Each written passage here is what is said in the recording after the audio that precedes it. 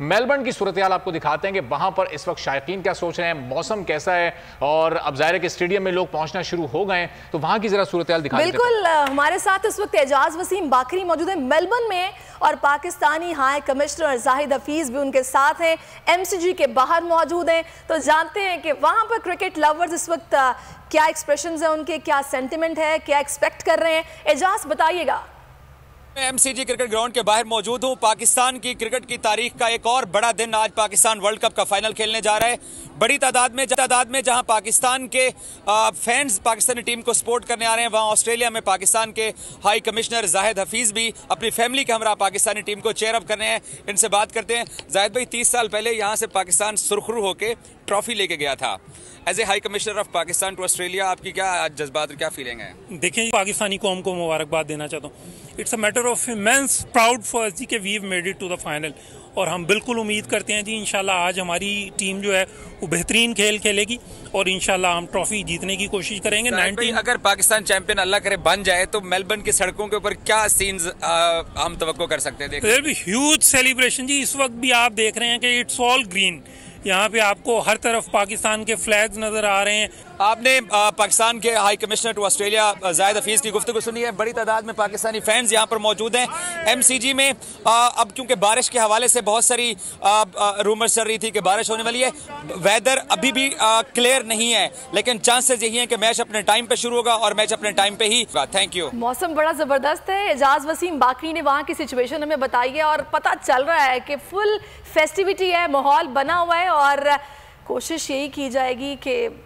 Trophy आज घर लेकर जाई जाए। लेकिन जाहिर है हार और जीत खेल का हिस्सा है। दुआएं हमारी क्रिकेट टीम के साथ हैं। सुहेब साहब, सबसे पहले मुझे आप ये बताइएगा कि आप एक्सपेक्ट क्या कर रहे हैं, टारगेट कितना दिया जाए, टॉस में से किसको जीतना चाहिए? देखिए, टॉस तो जाहिर बात है हम कोशिश करें, हर कप्तान जो है वो यही चाहता है कि टॉस जीते और अपने फैसले के मुताबिक वो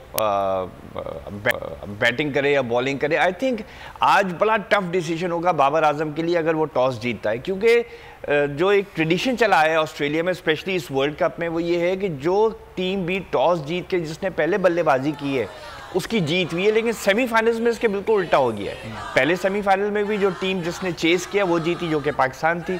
इंग्लैंड ने जीता दूसरा सेमीफाइनल इसी तरह। सिर्फ ये फ़ायदा ये होगा पहले बल्लेबाजी करने में कि आपके पास जो आपकी स्ट्रेंथ है, जो पाकिस्तान की स्ट्रेंथ है, मैं सिर्फ पाकिस्तान के हवाले से बात करूँगा। पाकिस्तान की स्ट्रेंथ उनकी बॉलिंग है। 6.74 रन पर ओवर के रन रेट से उन्होंने इस टूर्नामेंट में गेंदबाजी की है, जो कि बेस्ट है। इससे अच्छी इकोनॉमी रेट किसी टीम की है ही नहीं।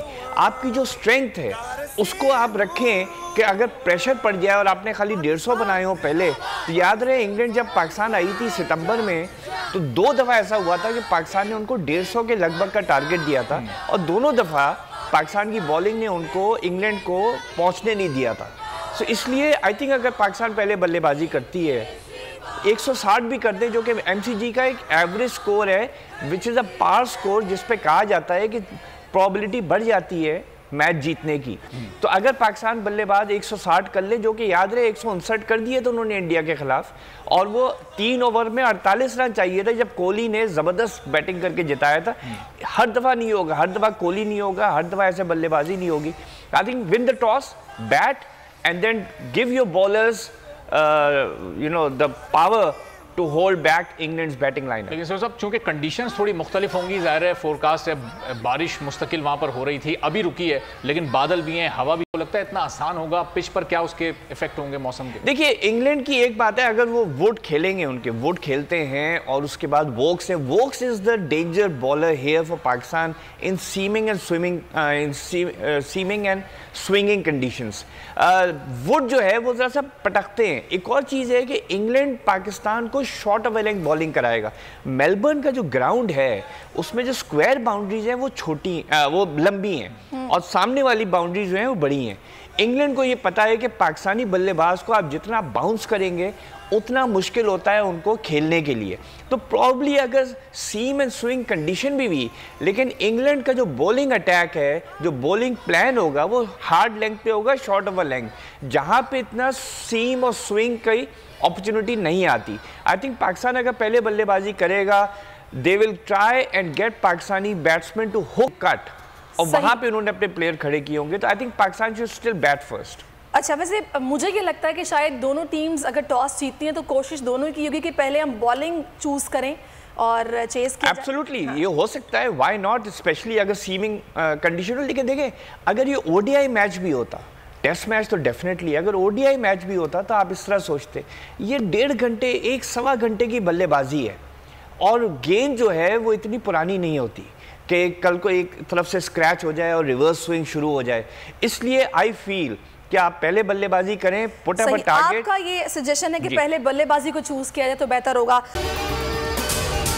अगर आपको ये वीडियो पसंद आई है तो हमारे चैनल को सब्सक्राइब करें और बेल आइकॉन पर क्लिक करें। बहुत अच्छी कवरेज की है, ये मार्च की तो जबरदस्त कवरेज थी, बॉल की प्रॉब्लम सबसे बेस्ट थी। सबसे ज्यादा रील्स और सबसे ज्यादा रेटिंग के साथ बोल रहा नंबर 1। सब्सक्राइब करें और बेल दबाएं ताकि कोई खबर रह न जाए।